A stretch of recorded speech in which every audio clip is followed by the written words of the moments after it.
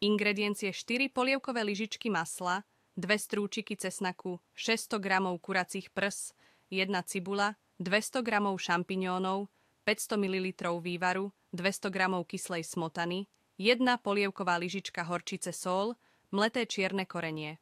Postupujeme takto. Kuracie prsia pokrájame na väčšie kocky, cesnak prelisujeme, cibuľu nasekáme na drobno, šampiňóny očistíme v papierovej utierke a pokrájame na plátky alebo štvrtiny, ak sú menšie.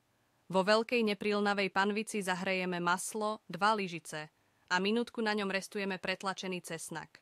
Ihneď pridáme na kocky pokrájané kuracie prsia, ktoré osolíme, okoreníme a restujeme, kým nebudú zlatohnedé.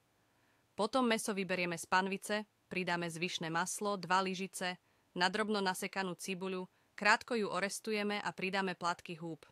Cibuľu a šampiňóny opekáme do zlatohneda, podlejeme ich vývarom, do panvice vrátime mäso a na miernom ohni všetko spolu povaríme asi 10 minút.